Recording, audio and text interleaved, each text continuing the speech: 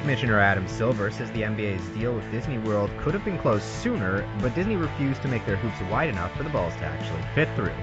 Unfortunately, Isaiah Thomas will not be joining his fellow players in Disney World because he must be this tall to enter.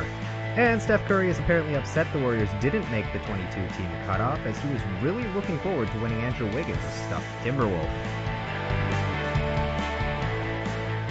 Welcome to the Pure Point Project. My name is Jeff Blagden. And I'm Xavier Barnett. And this is the first real edition of Pure Point Weekly, because it is the first edition that we have actual news to share on Pure Point Weekly, since we did start this whole thing during this COVID-19 pandemic. The NBA is coming back. I can't believe it. I thought it was done for. I really thought they weren't going to bring it back, but where there's a will, there's a way. It's weird because I'm usually a pessimist, but for whatever reason, I always just have this suspicion, this feeling that if any of them were going to come back, it was going to be the NBA. Yeah, the NBA is back, but unfortunately, no G League. The G League has been canceled, so unfortunately, that season has come to a close. But at least we got the NBA. Yeah, and apparently soon the NHL is coming back too. We know the NFL is going to go through this unfazed because they're the NFL and they get what they want. If the NFL were to come out the day before their season started and say, "Hey guys, guess what? COVID's gone," everyone would just be like, "All right, well, that's that. I guess it's gone now. Let's go watch a football game." Right? Like it's, of course, the MLB is still mired in whatever bullshit they're mired in, not for whatever realizing that they're the only league that is like plummeting in value over the last decade. They still have their heads up their asses and think that they're number one no matter what, but now not even concerned that they're going to lose out on their time slot to the NBA and the NHL as well. And probably move into football as well, which is something they really, really don't want to do because then nobody's watching a baseball game. Yeah, I love baseball, but the lack of self-perception by that league, it just astounds me. Like it's like that league is stuck in 1943 and they just can't get out of it. They're just treading water constantly. But luckily, we're not here to talk about baseball. We are here to talk about the NBA, and they will be coming up at the end of next month, as they do have to do all the 14-day quarantine stuff first and that. There will be an 8-game schedule for the 22 teams that are still going to be competing that will kick off on July 31st, rather. Training camps open June 30th. July 7th, the teams will travel to Orlando, where they will then quarantine for 14 days. Then, obviously, practice a little bit together before the season actually kicks off. As part of this, they're also bumping up the draft lottery, which will now take place on August 25th, with the NBA draft coming in October 15th, or October 25th, rather. Free agency kicking off on October 18th, and then, of course, the next season, well, they're hoping the next season will be ready to start in time for December 1st, which is a fluid opening night target for them. Yeah, interesting. So a lot of stuff being piled on or thrown on us in one day here. So does that mean we're gonna have NBA in the summer? Well, not obviously.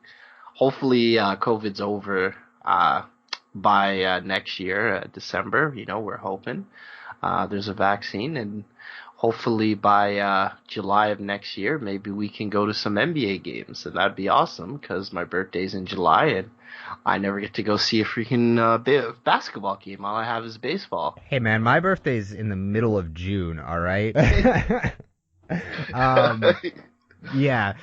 Generally the worst times to be a sports fan are now going to be this year, the undeniably best time to be a sports fan, because we may have all 4 of the big major North American sports leagues still happening at one time. Yeah. Which is going to be crazy. That's awesome. Yeah, but on the basketball side of things, we have 22 teams getting in, 13 teams from the Western Conference, 9 from the Eastern Conference. Seems so fair. Well, I mean, I get it. They want only the teams that have an actual shot to be there, right?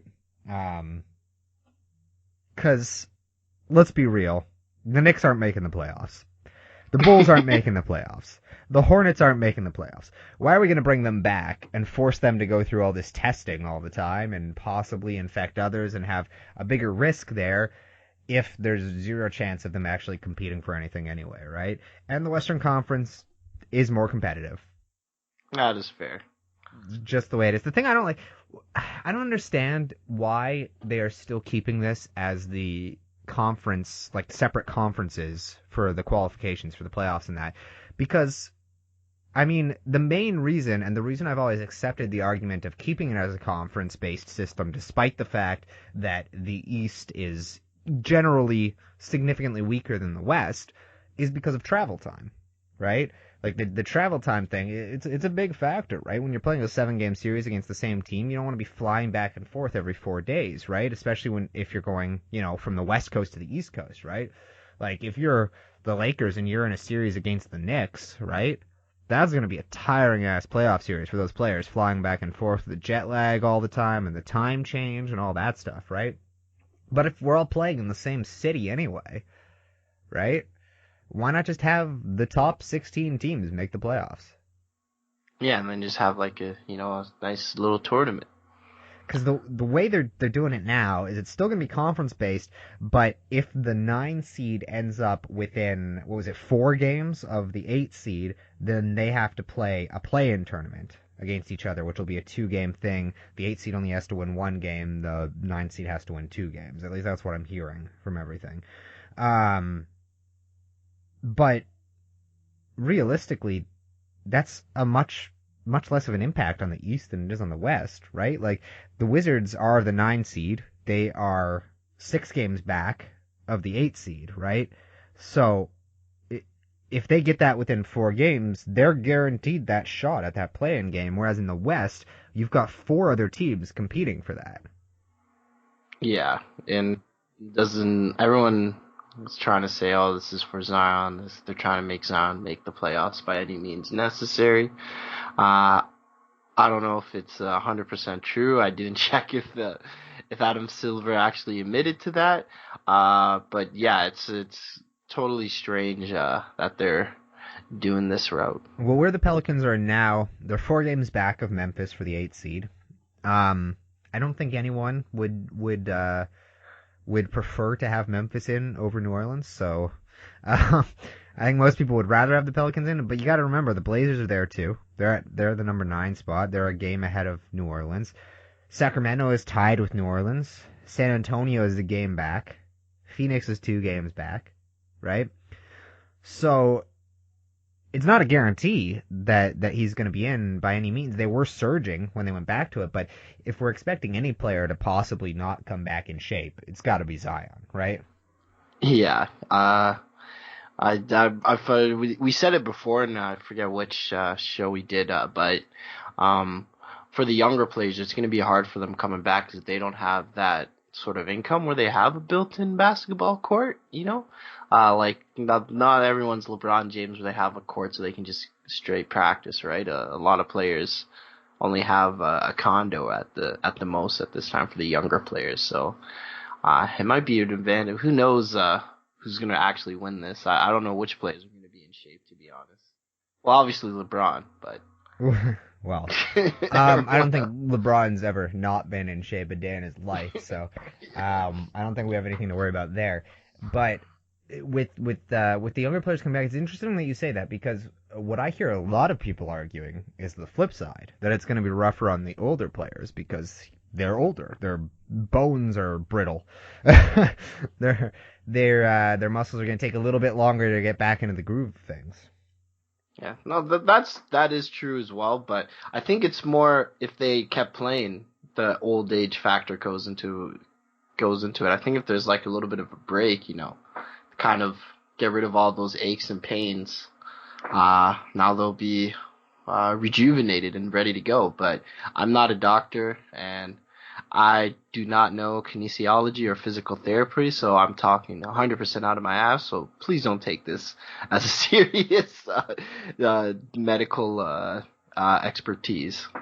I actually kind of agree with your point, but for a different reason. I think that it's overblown how much people are saying that this is going to be rougher on the older players, because when we get into playoff basketball, it's not as much about that push the floor, fast kind of game, right? There's a lot more defense being played. And the fact of the matter is, older players tend to be better at defense. They've been around the game longer. They're smarter. They know the players they're going up against, right? And they don't have to exert as much effort on the defensive end of the ball, which, while they may not be putting up or be in the condition to put up the numbers that they may have offensively in the regular season, right? That defensive end is really going to help their teams. And I think that really benefits teams like the Lakers, the Clippers, the Bucks, the Raptors, right? I know I just named the top 4 teams, but realistically, 4 teams that have very, very good defenses, right? That rely on their very good defenses to win them games, right? And Milwaukee in there because they have Giannis, and Giannis is just, I don't think, he's such a physical specimen that I don't think any amount of time off is going to affect Giannis at all. Yeah. But I think that the defensive teams kind of benefit a little bit more from this than the run and gun teams, a la Miami, Philly in a way, right? Although they are a decent defensive team as well, they have a tendency from time to time to try to melt into that run and gun style of game, right? Teams like Dallas could struggle a little bit. Everyone, too, is wondering whether Luka Doncic is going to come back in shape or not, too, because, as we all know, the one knock on Luka Doncic, the only thing that you can knock Luka Doncic on in his professional career so far, has been his conditioning. So there's that question whether Dallas, who plays a lot of that fast-paced, up-tempo style basketball anyway, will be able to come back at that pace. Teams like New Orleans, same deal, right? You got a lot of young players. You got players that love to run that flashy kind of offense with Lonzo Ball, Brandon Ingram, young guys, right? And of course, Zion, right? So I think those teams are gonna have a rude awakening hit them when they come into this, and it's not as important to just be physically better as it is to have that mental game about you as well. Like, most times you have that lead up going into the playoffs, right? This time around, we've got 16 days, right? It's a 16-day schedule, and then you better be ready for playoff basketball at the end of that. Yeah, and it's gonna be a tough ask. Who knows what we're gonna see, if the players are gonna be in shape, but I'm still excited for it, and yeah, it's you did bring up a good point, which is they older teams do tend to be more defensively. So I think, in all honesty, we'll see what happens. Go Celtics. Yeah, I mean, I don't think there's any doubt that it's exciting that it's coming back. If you're a sports fan in general, no matter how this shaped up, you're excited for it to come back, right? It's sports. It's live sports. We're going to get live sports again. And it just feels weird even saying that right now after what we've been through the last couple of months. Yeah. And No, not for sure. not just COVID, right? Everything escalating around the world the last couple of months. It's been, let's face it, a fairly dreary time in human history over the past few months, right? Especially if you like to watch the news, right? I don't know if there has been a good news story on the news in quite some time, and this is a big one because sports, it's that escape for everybody, right? Yeah, it's escapism from that real world. Exactly. It's what you tie yourself to. It's what you cling to when things aren't necessarily going great in your life. When you had a bad day at work, you come home, you watch the NBA highlights, right? Or you come home and you watch your favorite team play that night, and you get to forget for a little bit about, the stress of the real world and that, right? So whatever way that can come back, it's a net benefit for everybody, right? To have that option to relieve that stress a little bit without just sitting there and having it build up inside of you while you watch reruns of Netflix shows that you've already seen the entire series of. Yeah, it's you're definitely right on that, right? It's every month seems to be a new tragedy. I don't mean to sound like I'm unfazed by it. It's obviously a terrible circumstances that the world's going through. But like, at the same time, it's just so draining. Seeing all this negativity, like you said, uh, there's no good message. Well, not good, not a message, but there's no good news. There's no positive news or like uplifting or positive feel. So the fact that this is simply coming back is going to be a big deal for a lot of people, right? It's you get at least some form of escapism for to watch and watch your favorite team get crushed by the Boston Celtics. The timing of it is perfect for that release too, because I think we can all agree things were hitting a boiling point in the world, not only in America, in the world in general, right?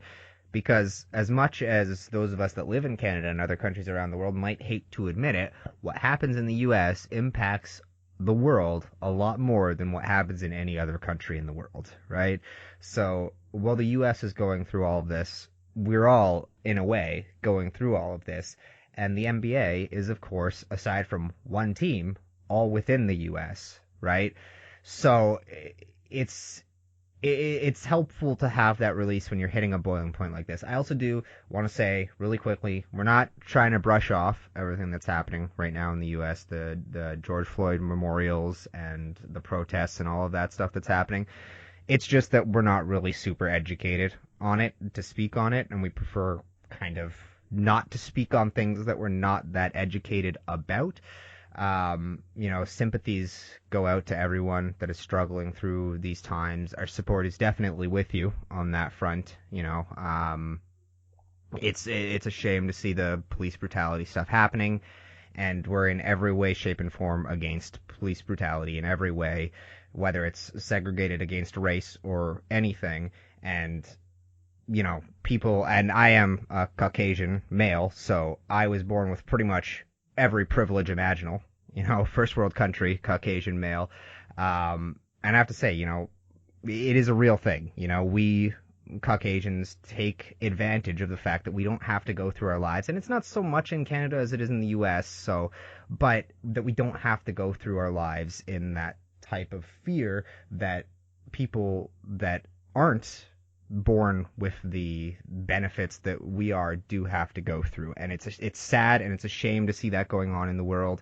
And the world truly, and the first world country portions of the world that claim to be free countries aren't truly free until all people, no matter what, are equal when they're born, right? There shouldn't be any built-in beliefs about someone before they're born. And I'm just putting that out there. That's all I'm going to say on the topic for now through this podcast, and hopefully all I'm going to say, period, because hopefully this all ends very soon and we can get back to just focusing on purely sports. But for the time being, our thoughts, our prayers, if we're religious, any of that stuff, it's with the people that are struggling through very difficult times right now. I think that was well said, Jeffrey. I appreciate that. Yeah, we don't want to be contributing to more misinformation. If we kind of come to the belief if we're not educated on the subject, I don't think we should speak about it. Because honestly, you're just gonna spread information, Exactly, and that's the perfect way to say it too. To not have more misinformation spread, because there's enough misinformation out there already.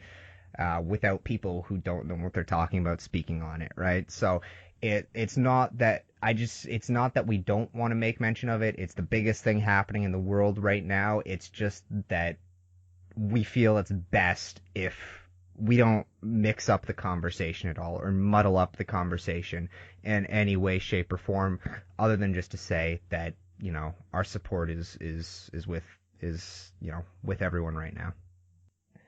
But back to the NBA, we do have that good announcement, but also on top of that, I do want to talk about the one kind of bad thing that come out of all this, or not necessarily bad thing, but strange kind of thing, is that the vote for this was 29-1.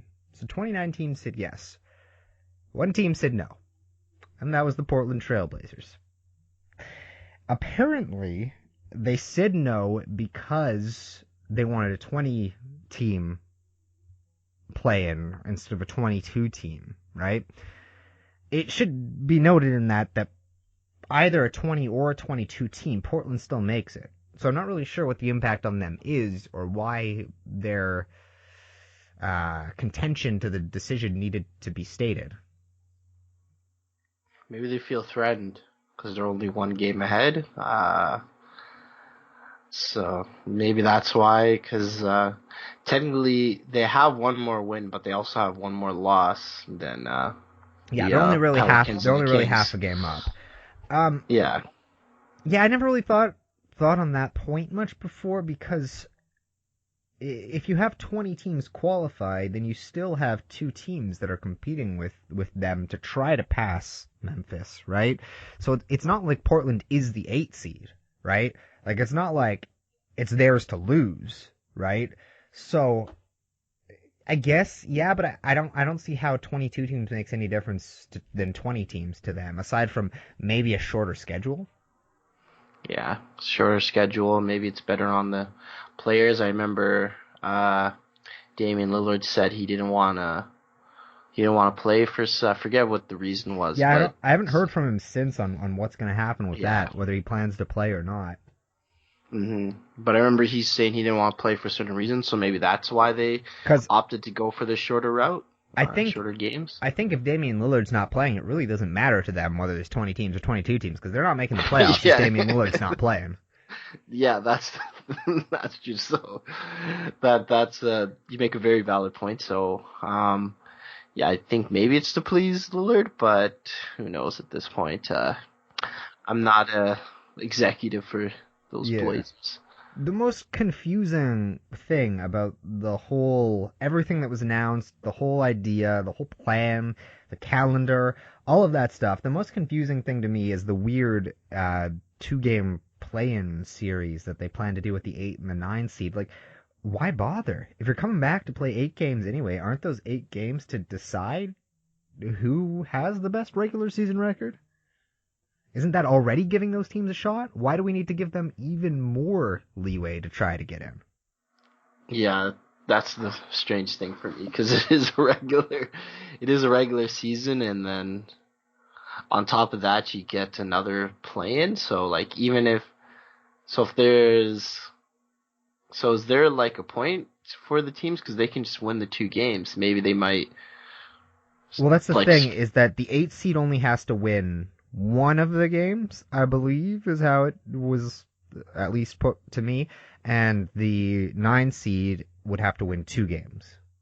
Okay. Oh, so it's only the 8 seed and the 9 seed, and they has to be within 6 games. I think it's 4 games last time. 4 games? I think so. That's so strange. I guess maybe because at the end of the season, they could have beat different teams to make it. Okay, so I got it here from Waj.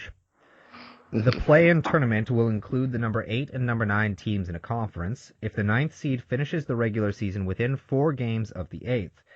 In that case, the number 9 seed would need to beat the number 8 seed twice to earn the playoff berth, while the number 8 seed would need to win 1 from the 2 potential games.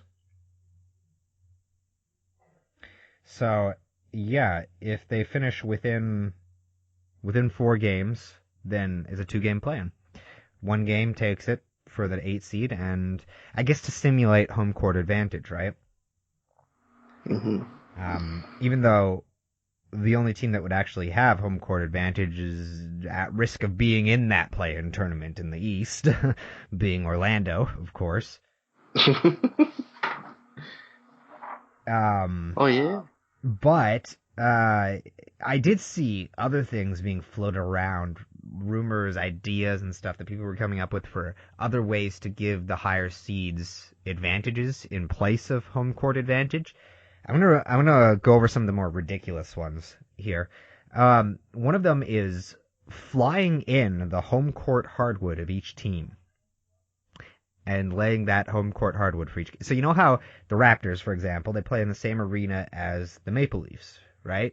So it's an ice rink underneath a basketball court, right? So that basketball court gets removed. The idea is to take that basketball court structure, ship it to Orlando for all 22 teams, and swap them out before the games for the home teams.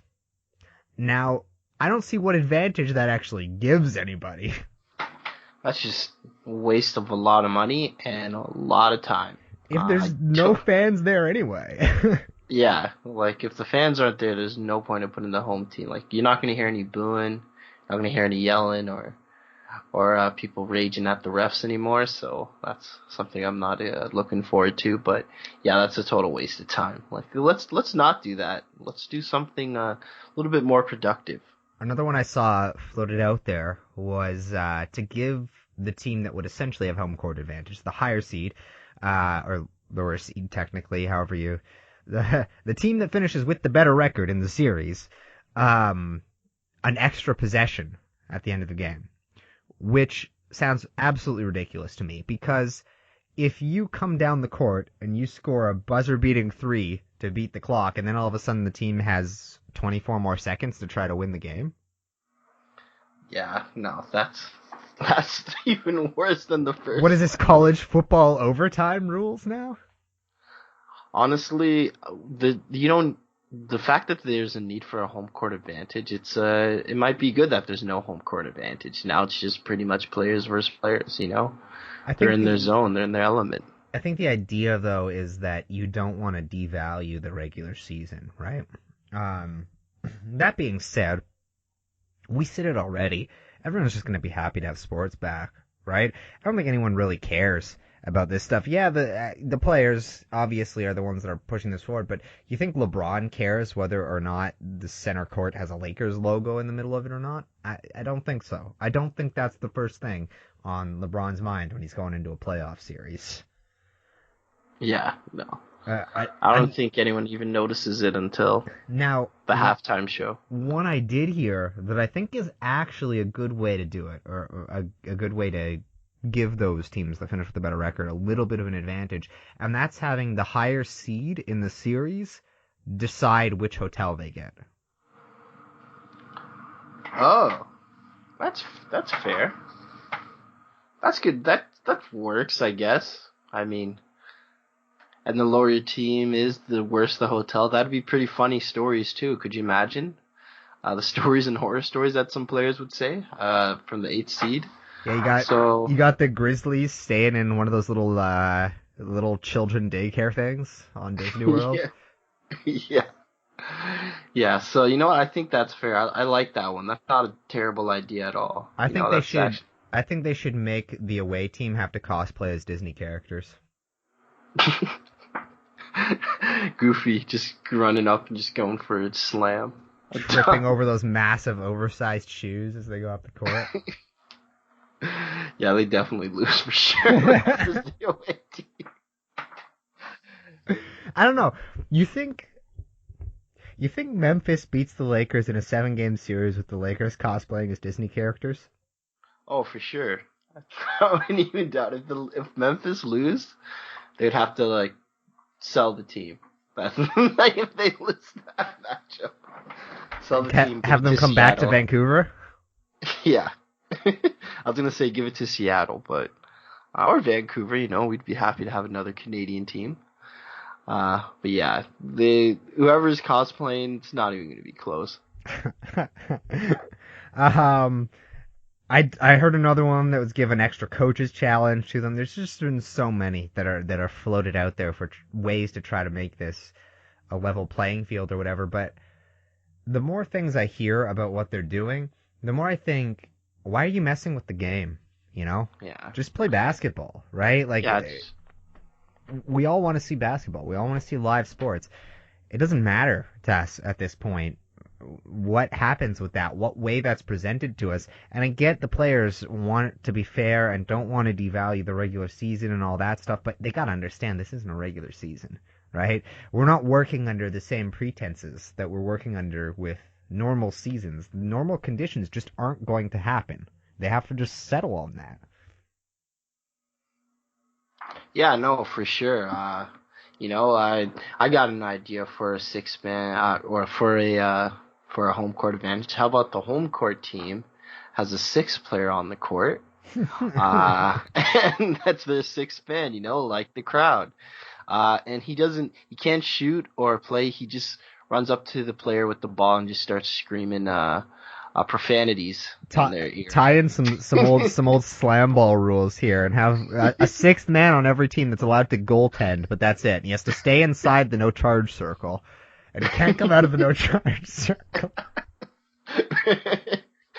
But yeah, no, you're right. It's kind of just messing with the game, and you don't want to devalue this regular season, but like unfortunately COVID happened, and like this is the best result you're gonna get. So uh it's probably best to just keep everything the same. We don't really need a home court advantage, and just kind of just be grateful that we even have sports to be back in to begin with. So I'd say just keep everything the same. We don't need 100,000 pieces of hardwood floor to come to Orlando. We don't need some six guy screaming and yelling. I like the hotel thing, though, if they want to do that. That's probably the only thing I would suggest. But other than that, because I don't think it takes away from the game too much, you know. But other than that, it's just keep it the same. Don't change my basketball. Once per game, the home team can play their Disney token where Mickey Mouse comes out and plays with them for 5 minutes. No, like changing what it is the game is a little excessive. I get that they want to make this fun. They want to mix it up a little bit. This is the perfect opportunity to do it if you want to test things out, right? It really is the perfect chance because everyone's kind of content with the fact that this isn't going to be a normal end to the season anyway. But I mean things like structural things, right? Like trying out the no conferences thing, right? Because it's a perfect opportunity to do it. I don't get why they don't just take the 22 teams and just have the 16 best teams make the playoffs, right? Just take the 22 teams, the way you want to do it, whatever you want to do it, the 9 in the East, 13 in the West, however you want to do it, that's fine. It doesn't devalue the conferences and their importance during the regular season that way, but just have this 16 days, these 8 games for each of the teams leading up to it, and then take the 16 best teams and have them play and do whatever you want with this weird play-in thing, kind of like a wild card game thing to get in, which I think would be more fun than doing the 2 games thing, just having one play-in game, right? Just a do or die game to get in, kind of simulating that March Madness kind of feel, you know? Oh, that'd be fun. But I understand, again, it's about devaluing the regular season, right? You don't want it to be an even match between that 8 and that 9 seed. Although if they finish within a couple games of each other anyway, right? There's not much of a leg to stand on to argue that you deserve it so much more than the other team on at that time, especially if someone like the Pelicans manages to make it into that 8 seed spot, right? Because they were driving when we ended the season, essentially, right? When we closed it off, when Rudy Gobert tested positive for coronavirus, and we temporarily called the season. New Orleans was making a push. They were making a run. So there's no guarantee if you gave them a few more games that they wouldn't have made up those 2 games anyway, right? So while we're trying to, play super fair here and predict how things would have ended up and try to make them as much as they would have ended up before, are we forgetting that the whole point in this is to entertain people and for people to have fun and to watch the best basketball players in the world compete on the world's biggest scale? Yeah, no, that's the main purpose, right?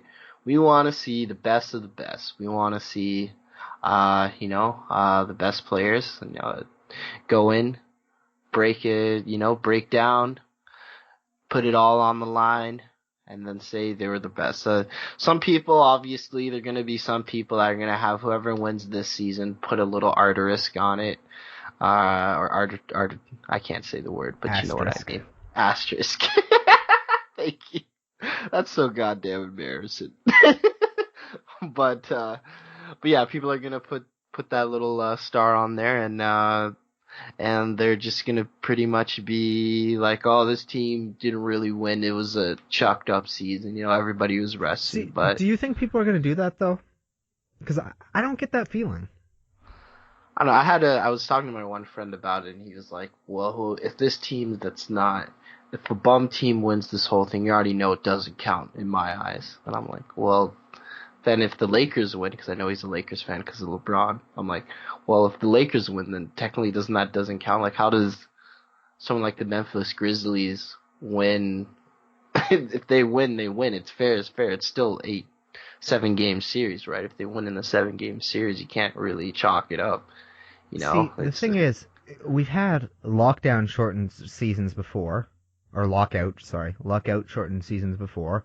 We've played 50 game seasons, we've played 62 game seasons in the past, and nobody's devalued the teams that won those championships, right? I haven't heard anybody try to say that they didn't deserve championships ever, right? So I don't see why it would be any different this time around, aside from one glaring exception. And that glaring exception is if the Lakers do win. Because if the Lakers win, if LeBron wins a championship this year, it's a conspiracy. everybody is going to rush to say that it doesn't count, that, he needed more help again to win another championship. Oh, it was Kyrie, it was Ray Allen, Who's and it was coronavirus. They all helped. LeBron needed all of them to win him his championships. Because that's what people are going to say. Yeah, I That's get. going to be like the instead of people saying, 3-6 or whatever, that's what they're going to be saying now, right? They're going to be saying 4-6 asterisks. Wow. Coronavirus. They're gonna say pretty much LeBron's best teammate was the coronavirus. I can't wait for those memes to pop up if they do win, because they'll be funny. Obviously stupid, but I think they'll still be kind of funny to me. But really, can you see that happening for any other team? Because I No. can't. I can't see anyone devaluing this championship if the Bucks win it. I can't see anyone devaluing this championship if the Clippers win it, right? The only team I can see devaluing it for is the Lakers, because even still, if let's say Memphis pulls out this massive upset and wins the championship, right? They still had to go through a full playoffs. They were still going to be the 8th seed in the regular season, right?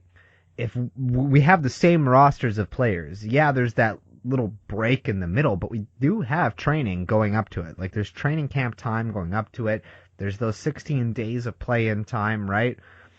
And when you look at it, the teams that are lower down, when we were talking about the age thing and that, it just so happens that a lot of teams that are on the lower ends of the conferences are the younger teams, right? So they theoretically shouldn't need as much time to get back up to pace, whereas the older guys might need more time, but their seeding isn't really at risk here, right? For a lot of the older teams, like Toronto's fairly old team, they don't really need to care too much about these 8 games, right? Like, they're 2 seed or they're the 3 seed, right? Does it really? I mean, you could argue that it matters because Philly could end up at the 6 seed, right?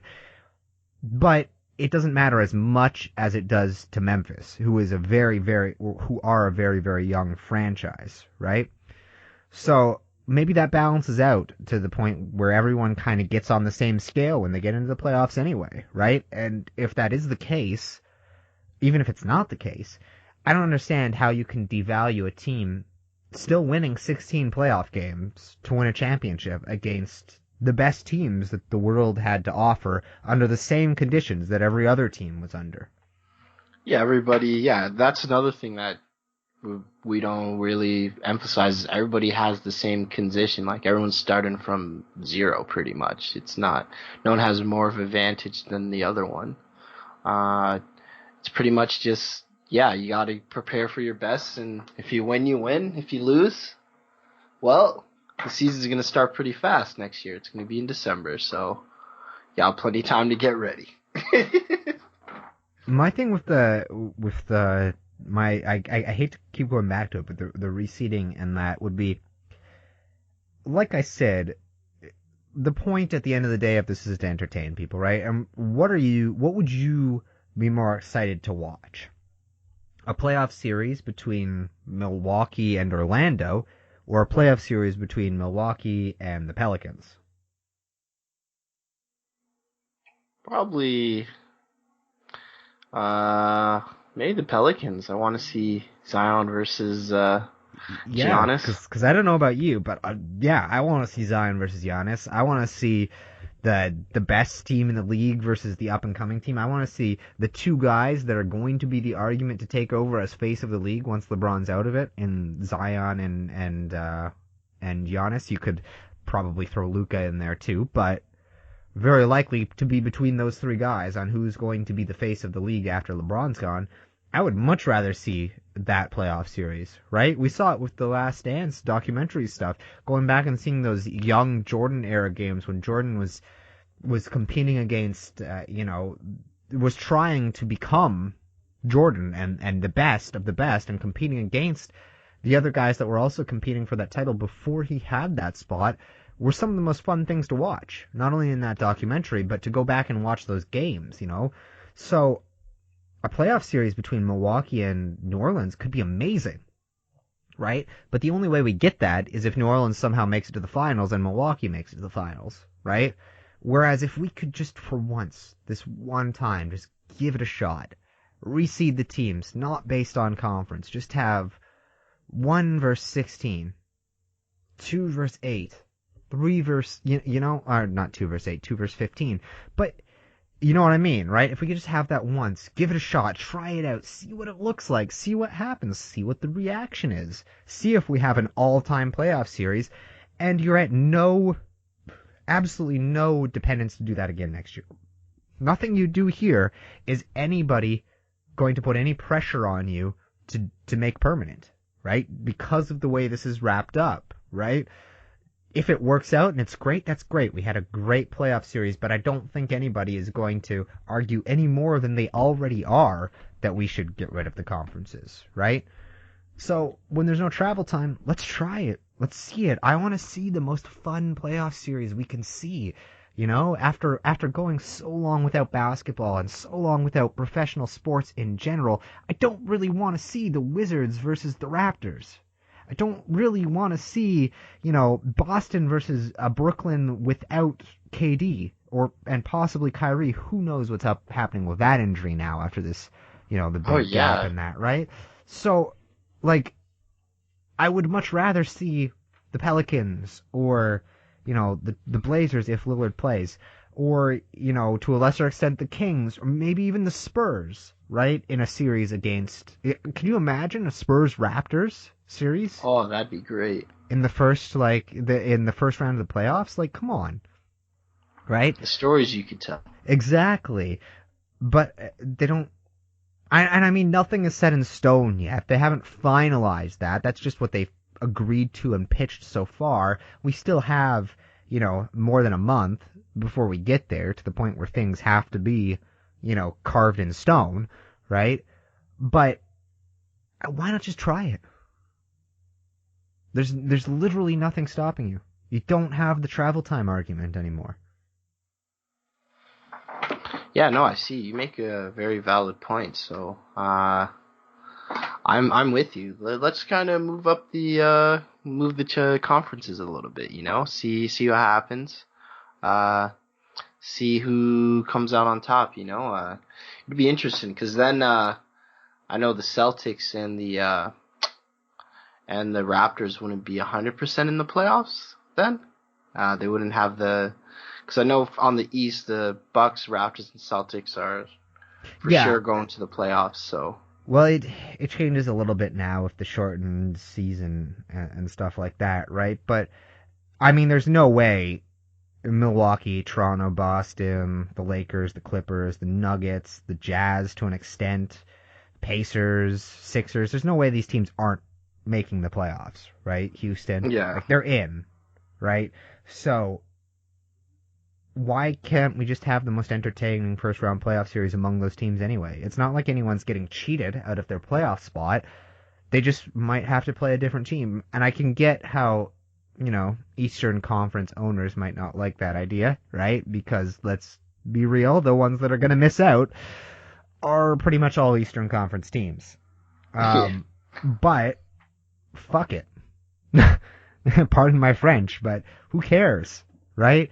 Just let it happen. It's your one chance. You'll never have an opportunity again like this to do whatever the hell you want, right? And not have the pressure of having to repeat that or being called flip-floppy for changing it up again the next season or any of that stuff. And you have a real opportunity to draw in new fans too, which people aren't really respecting as much, because those people that would be watching baseball, those people that, would be doing literally a plethora of other things, right?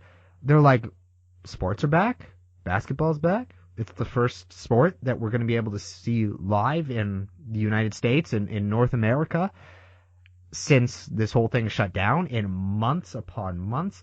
The ratings are going to be insane. Tons of people are going to be watching that. You're going to have people who don't care at all about basketball tuning in to watch these basketball games. Why not put your best product possible on the floor for them to see? No, for sure. You're not saying anything that I don't agree with, so that's pretty funny. Like, I'm trying to add, though. I'm like, damn, yeah, I want to say, but yeah, it's just something that I don't understand, and I know you're not arguing the opposite side of it, so it's not like I'm serving much of a purpose here. I'm kind of really arguing with the other people, that are or not with the other people, because there's a lot of talking heads that are along the same lines as what I'm saying. It's really just with the NBA ownership that this has to be a problem with, because I don't see anyone else being opposed to that aside from maybe some of the players at the bottom end of the Eastern Conference, right? Yeah. Although it ruins your chances. Although something I just thought is that doing that significantly lowers the chance of the Magic making the playoffs. Yeah. And since everything's being played in Orlando, maybe, and I'm, not a big conspiracy guy. I don't like throwing out conspiracy theories too much. I don't want people to think I'm wearing a tinfoil hat here, but maybe just like they wanted Zion to be in the conversation, they want the Magic to have a chance at the playoffs more than they would the other way.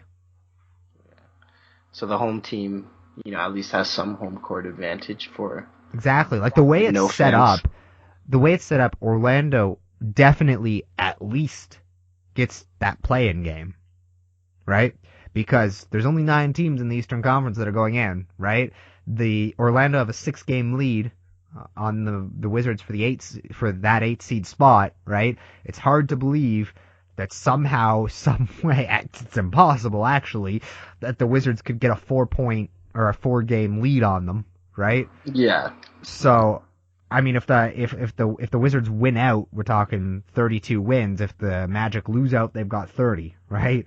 So, yeah. There's no way at this point that Orlando isn't at least in that play-in, right? So, I don't know. I didn't think about it until literally just now as I was ranting for no reason. But maybe that's why. No reason, maybe that's why they're doing it like this. Yeah, it makes sense because, like, obviously the biggest thing is the travel issue, but if they're not traveling and the players are all together, I mean, I guess you want to argue travel distance from the hotel that they're at. Who knows? But, yeah, other than that, it's not even... Just let them play. Let them go loose. Just mix up the conference for now, and then whatever happens later, we'll deal with. And plus, you can always chalk it up and just say, hey, it was COVID. We were trying a new thing. You're right, now is the best time to test. And if it goes well, we can continue. If not, see you later. Just blame it on COVID. There you go. That sounds like a plan to me. Now, since we do have basketball coming up, for sure now, well, almost for sure, fairly set in stone, we'll knock on wood. You're not going to hear that because I have good audio equipment. No, but I'm putting a sound effect of knocking on wood in there.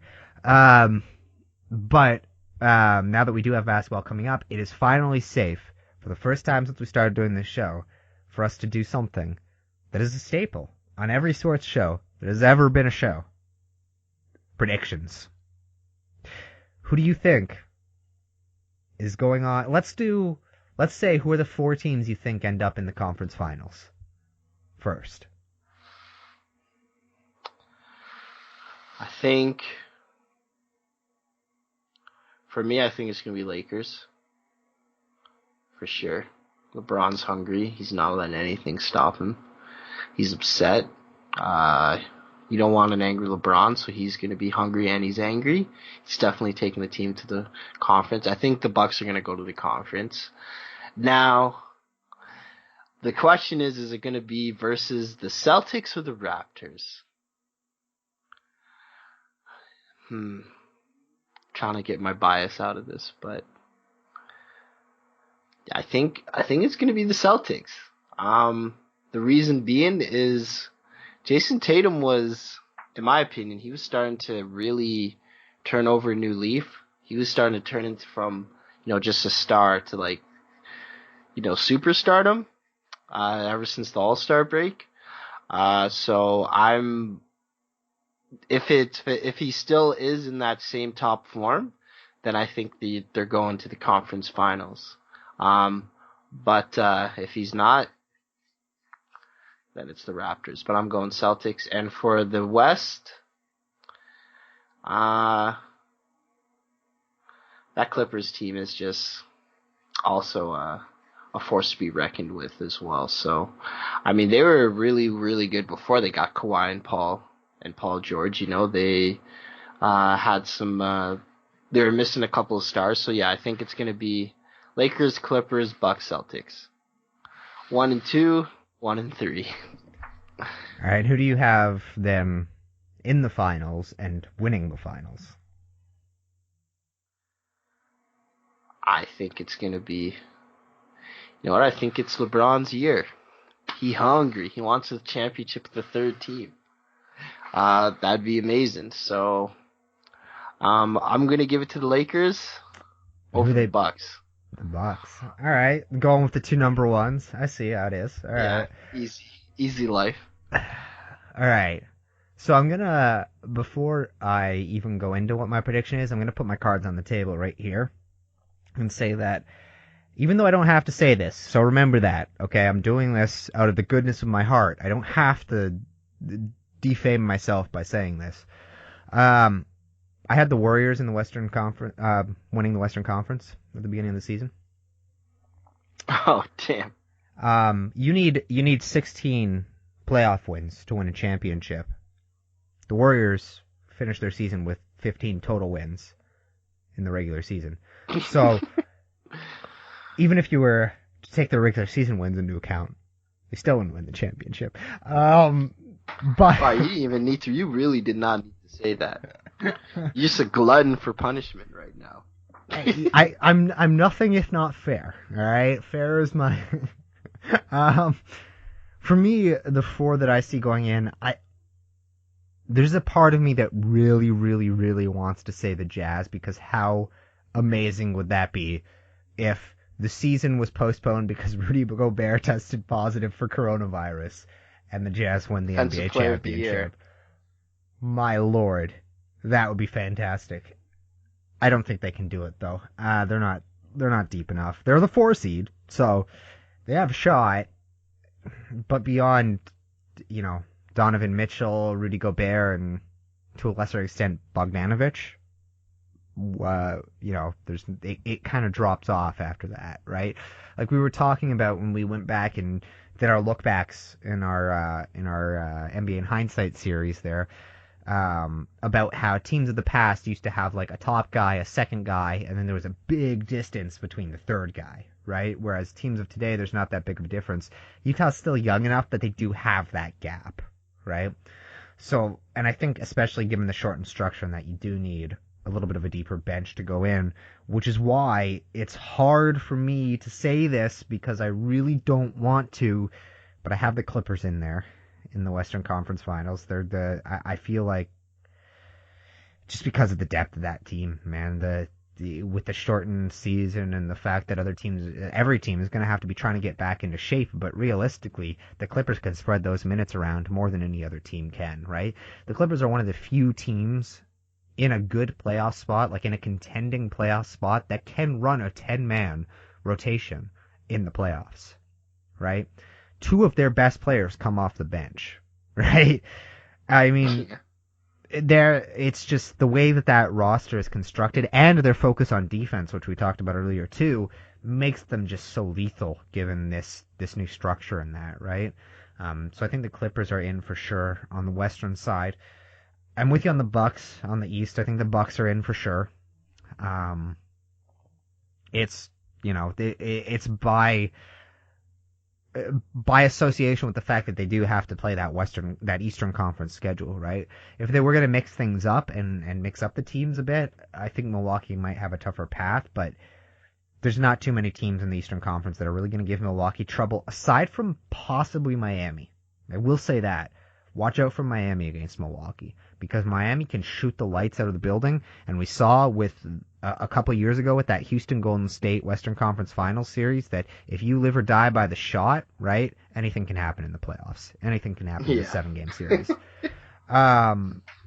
So Miami's, if they can get to a spot where they will be playing against Milwaukee, I think Miami actually has the best shot of eliminating Milwaukee. Toronto fans are really going to hate us. They really are. But they're an old team, man. Marc Gasol's old. Kyle Lowry's old. Serge Ibaka's old. The team is old, right? Like they're going to struggle, I think, to get back into the groove and to get back into, the way they're going to need to play in order to win with their kind of, and they do have that depth too that's going to help them, but they're this weird structure where their core is old and their depth is young. Like their core is too old and their depth is too young for this playoff format to really benefit the team, right? So I actually have Boston there as well. I have Milwaukee, Boston in the East. In the West, I have the Clippers. I already said that. I actually have Dallas with the Clippers in the West. Oh. Now, and it's not because, and it hurts to go against LeBron. It does, because I know it's going to come back to bite me somehow, some way, because it always does if I go against LeBron. And LeBron is the best basketball player I've witnessed play in my lifetime, right? Like, I believe Jordan is the best basketball player of all time, but I was born in 1992. So by the time I started watching basketball, I got a glimpse of the Wizards Jordan, which, was basically Jerry Stackhouse plus. So it's, in my lifetime, LeBron is the best that I've seen, the pinnacle of what I've seen for not only a basketball player, but an athlete, period. I'd be willing to stretch it to. But I don't think the Lakers overall have the depth that they're going to need, right? If LeBron and AD are playing 44 minutes a game for you in the playoffs, I don't know if you can win against the tougher teams later on, right? So I have Clippers Mavericks. And the reason I think that is because I think that the cerebral style of play that the Mavericks play, and the fact that they're so young that they're going to go under the radar. Teams aren't going to prepare for them the same way they'd prepare for the Lakers in that, especially when you're talking about this shortened kind of stub of a season that we're going into here, right? They're young. Luka Doncic doesn't really need to be in shape to be good, right? We've seen him. He's basically still wearing baby fat and putting up triple doubles in the NBA. So there's no reason to believe that not being in shape is going to do anything to affect Luka Doncic at all, right? Kristaps Porzingis now has had 3 extra months off to rest his legs, right? To get into shape, or not get into shape, but to just be ready, to be fresh again, right? So I think, I really, really like the way Dallas lines up in this situation. So I have Dallas and the Clippers. So the Mavs, Clippers in the West. I have Milwaukee, Boston in the East. I have Boston beating Milwaukee in the East. For the same reasons I've been talking about this whole way through. It's just the depth that Boston has on that roster, and Jason Tatum, and there's no gap. When we talk about that gap between second and third, who is the third best player on the Celtics? Is it Kemba Walker? Is it Jaylen Brown? Is it Marcus Smart? Like, who is it? Gordon Hayward? Who is the third best player on the Celtics? Right? It's hard to differentiate between the talent levels across their roster, so they can get it from anyone on any given night, which is just more than a lot of teams are going to be able to handle, especially in the playoff stretch. So I have Boston beating Milwaukee, and then I have the Clippers beating the Mavericks. And actually, I have Boston beating the Clippers to win the championship. What? Yeah. Wow, you're a bigger Boston fan than me. I am not a Boston fan at all. I know. I grew I know, up I I know. grew up with so many Boston fans that I actually hate the Celtics just because of how many Boston fans I knew growing up. Yeah, that's But so hilarious. I think it's just the roster structure and the way it is this year. I think they got it. And the thing is, the Clippers defensively match up so well with so many teams, but the Celtics can throw so many different looks at you from the guard spot in that. Like they've got 5 players that could be a starting guard, right, on any given night, right? So they all play different styles. So they'll just switch those guys up and just bombard you. You get into a groove guarding Jason Tatum, they'll throw Jaylen Brown at you. You get into a groove guarding Jaylen Brown, they'll make you slack off by putting Marcus Smart in there and just have him destroy you on the defensive end for a bit. You're not doing a good job. They notice that you're a little slow on your first step guarding Jaylen Brown, throw Kemba Walker at you, right? It's just so many weapons that have so many different ways that they can make you hurt that it's hard to go against them, especially with the youth that they have. They're the perfect age range. They don't have too old, they don't have too young. They're right there. They're right where they need to be for this to really be theirs to take, given the situation, the circumstances that they're going to be playing under. Wow, that's great. I'm at a loss for words. Now I'm very hyped for the season. I thought I didn't know. For me, that's funny because I was like, I don't know if the Celtics can do it. Like I obviously I know about their debt, but I was like, the thing that said Tatum said, "Oh, I haven't really played since the quarantine." I was like, "Oh shoot!" So if they come back, is he gonna still be like he gonna lose his hot streak? So Yeah, but I that's mean, that was the thing that great, scared great, grain of salt because Jason Tatum is 21 years old or 22 years old, right? Like me. he's going to be able to get back into playoff shape quicker than a lot of guys are, right? It's going to be a lot Yeah. easier for Jason Tatum at 22 to get back into shape than it's going to be for Gordon Hayward at 30, right?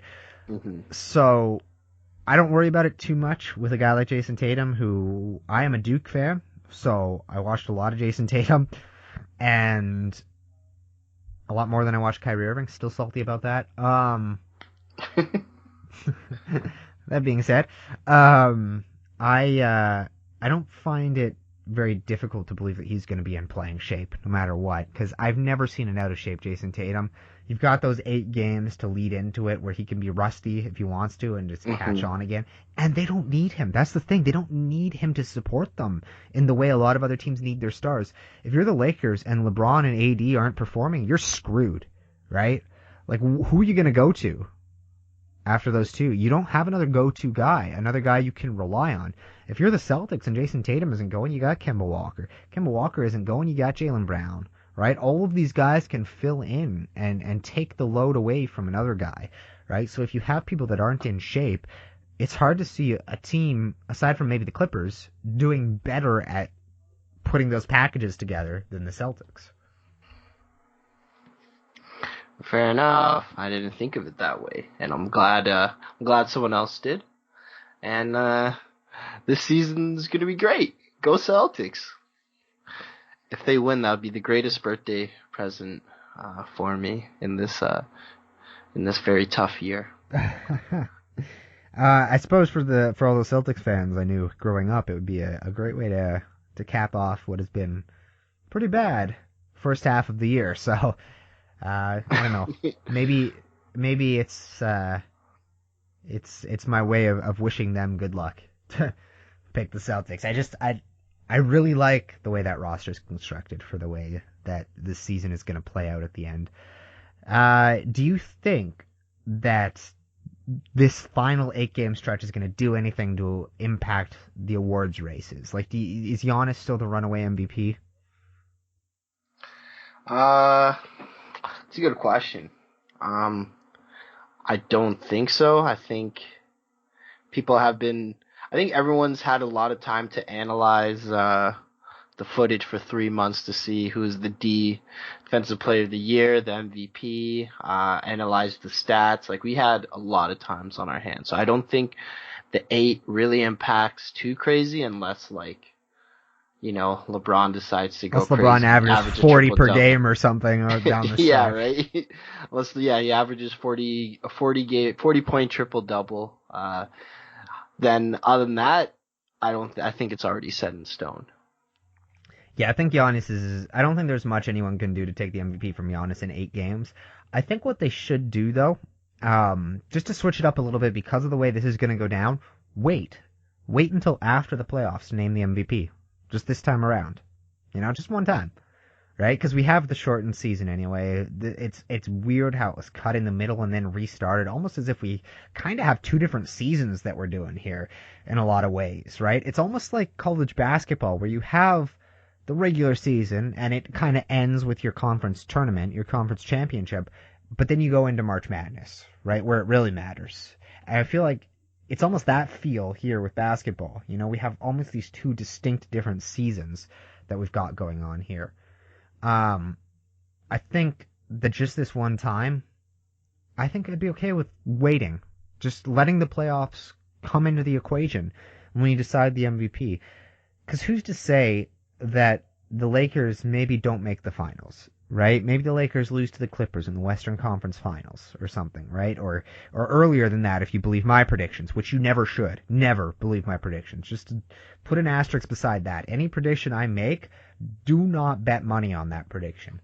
That being said, if it does happen that my prediction is wrong and the Lakers lose to the Clippers in the conference finals, who's to say that LeBron still isn't kind of for that stretch just deserving of the MVP, right? Because who's to say that, yeah, there's those 8 games, but what if he just kills it during those series, those 3 series leading up to the finals, right? And he carries his team.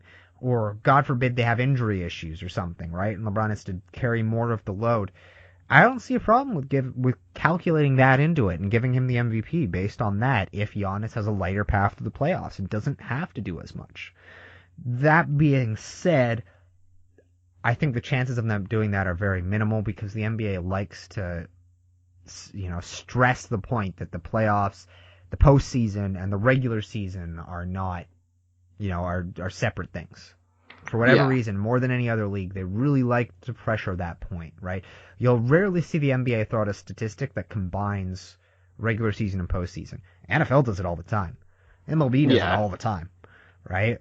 But, I mean, the MLB with numbers is just ridiculous anyway. But, you rarely see, for whatever reason, the NBA, put those together. They really like to differentiate between those. So I don't see it happening.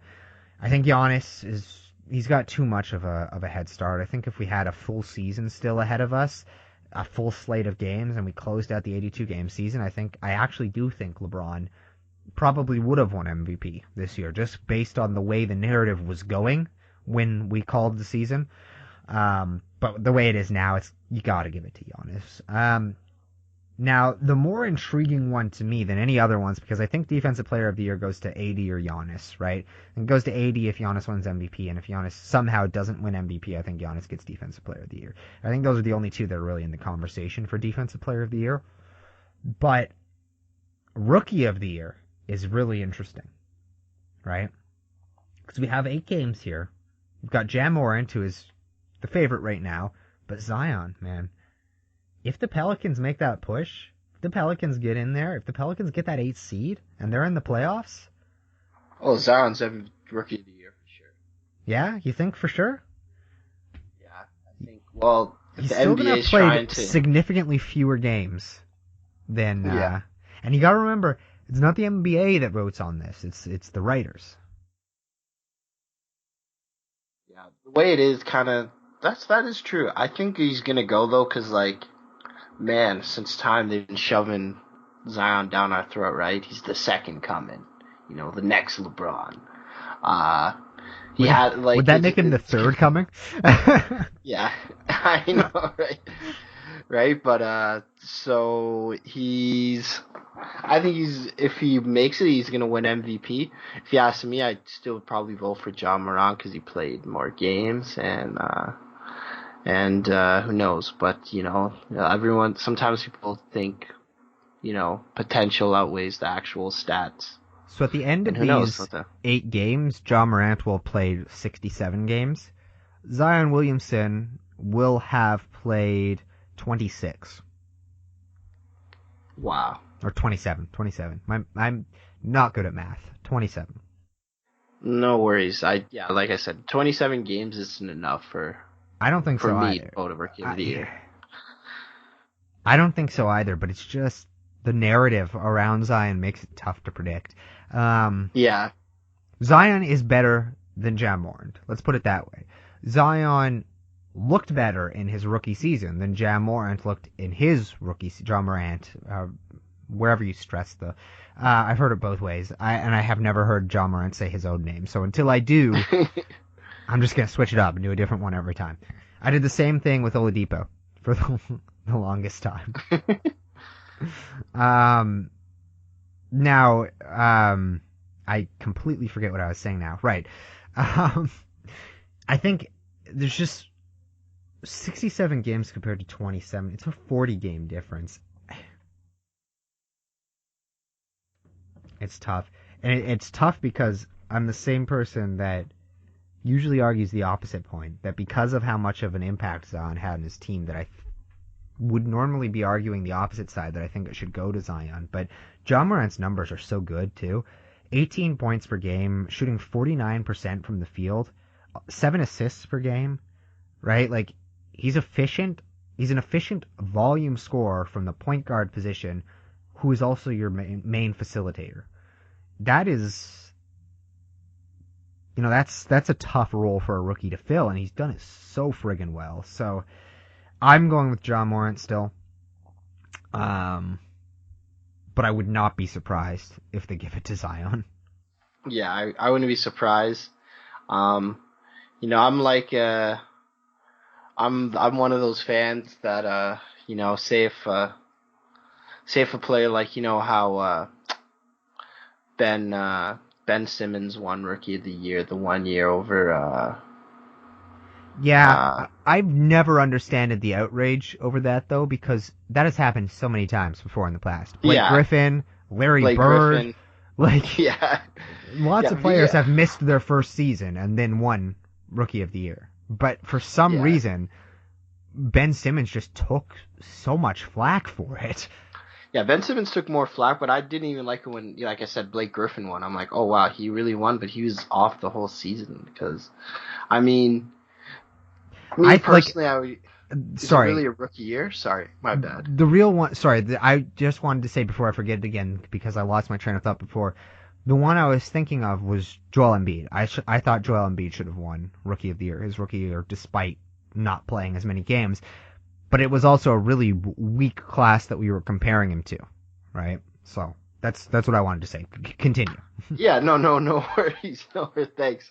But yeah, so what I was, oh crap, I think I got it back. Here it is. But yeah, so like I'm always the one that's like, if they've had a full season to kind of introduce the coach, do some practices, see the team's dynamic. Is that really a rookie season for them? Because they kind of have the full feel of what it's like to kind of be in the NBA at least, versus a rookie who's like, this is their first year doing anything, like they don't know how the NBA works, does everything like that. Is there an advantage to it? I don't know. But I would assume so. Just like mentally, they kind of have a little bit of a mental advantage. That's why I wouldn't give it to them, but hey, they still do it if you're out for 1 year. Technically, I guess it does count as your rookie year because it's your first season actually playing the game and you're putting up numbers instead of sitting the whole season out. But in my opinion, I'd probably actually give it to a rookie that kind of hasn't been in the NBA at all, like a full-on rookie, mentally and physically. My thing with the Embiid front, though, is that, yeah, he only played 31 games his rookie season, but the Rookie of the Year was Malcolm Brogdon, right? Who averaged 10 points, 2.8 rebounds, and 4.2 assists, right? There's nothing spectacular about this. Those are not Ja Morant numbers, right? Yeah. There wasn't a Ja Morant for him to compete against that year, right? So I still maintain that I think Joel Embiid should have won that year. If Ja Morant was a rookie that year, then no, I don't think he should have. So just to preface my earlier statement a little bit. Comeback player of the year, coach of the year. You got any you want to throw out there? Comeback player of the year. Sixth man of the year, too, I suppose. The runaway sixth man of the year for me this year isn't even like I shouldn't say runaway because I do feel like it's closer than I'm making it sound with that. But I think Montrezl Harrell is the sixth man of the year in my mind. 18.6 points per game, 7.1 rebounds per game, 1.1 blocks per game, 58% shooting percentage off the bench. Played 63 games, only started 2.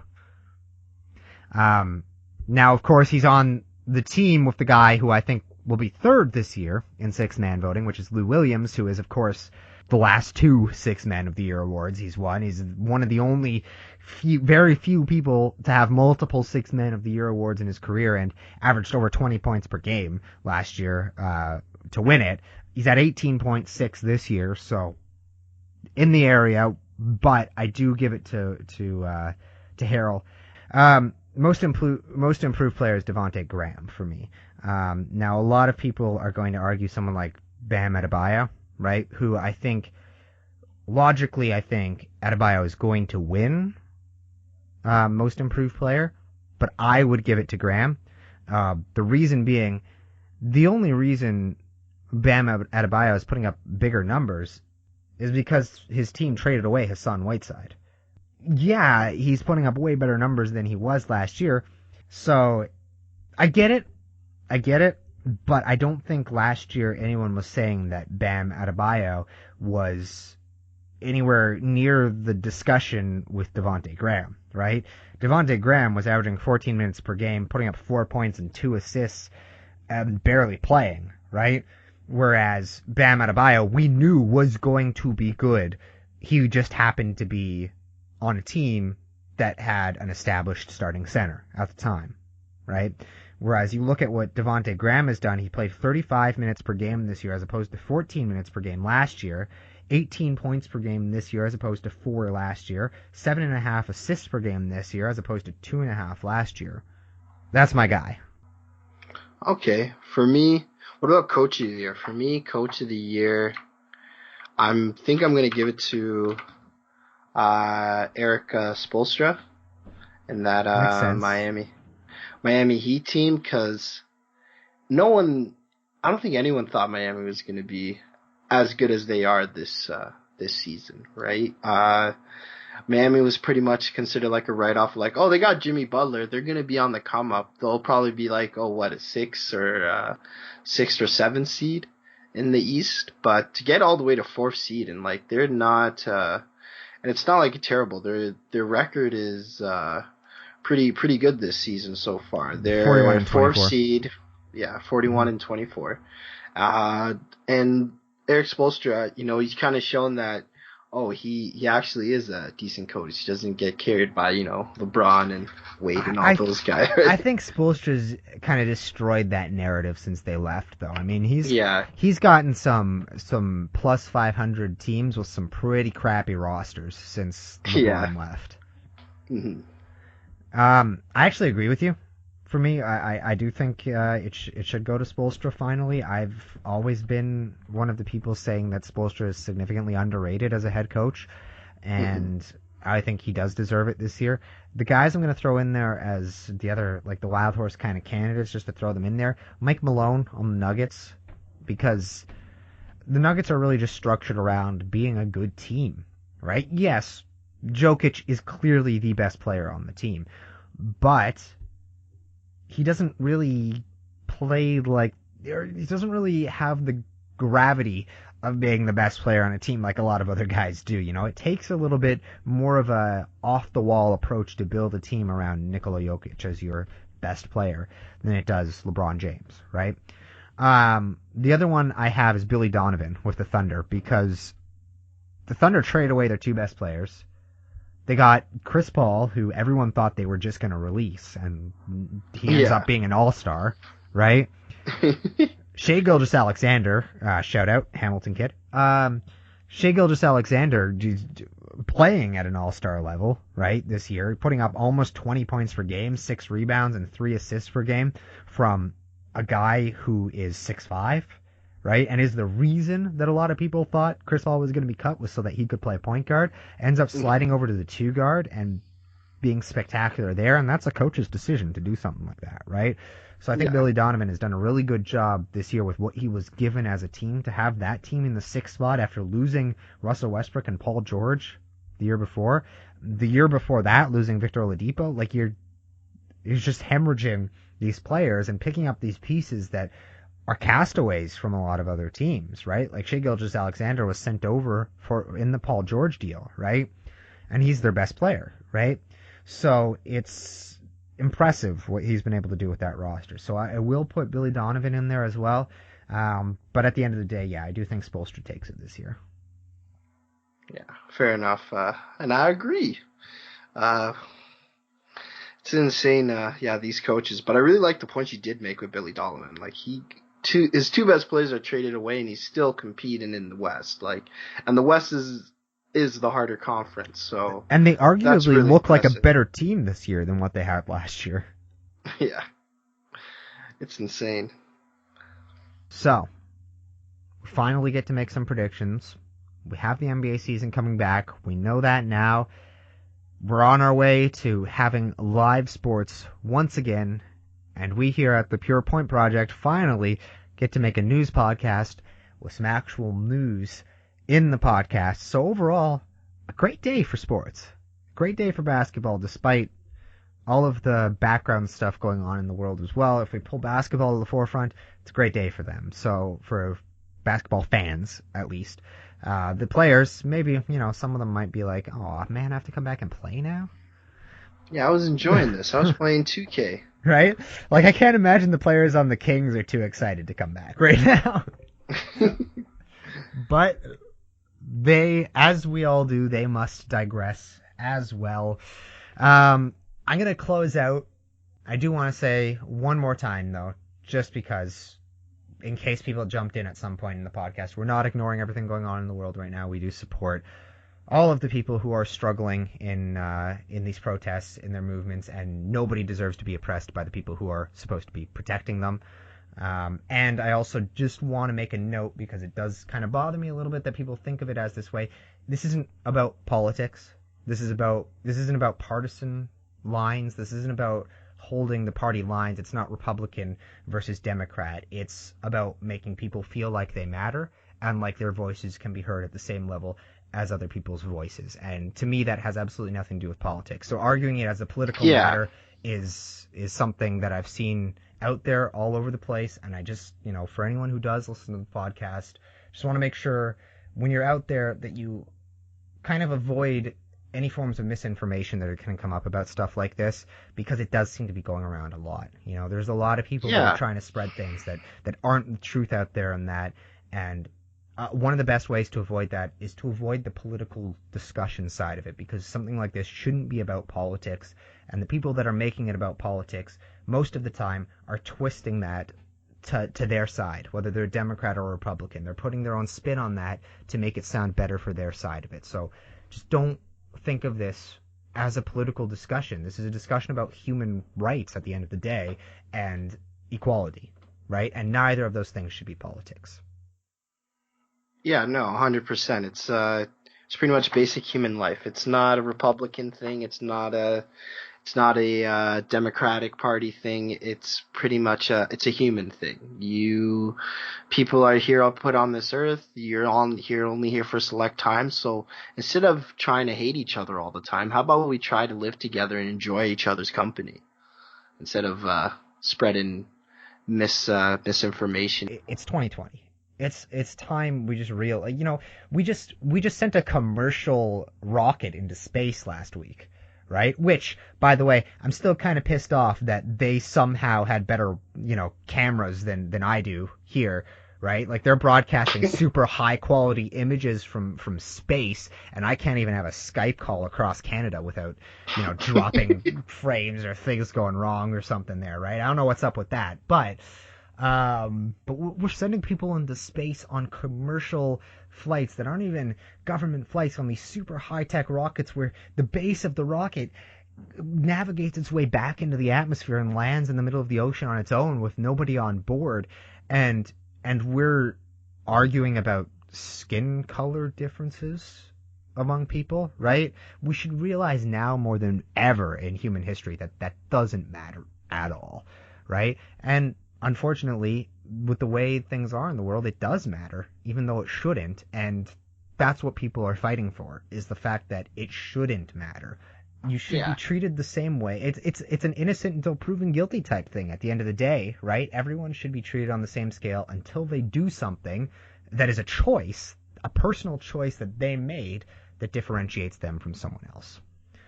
And that's what everything's about right now. It's not about politics. So let's stop arguing it like it's about politics. Well said. So, to close out, but yeah, the NBA is back, ladies and gentlemen. And we here at the Pure Point Project will be here with you throughout it all. Until next week, I'm Jeff Blackman. And I'm Xavier Barnett. This has been Pure Point Weekly.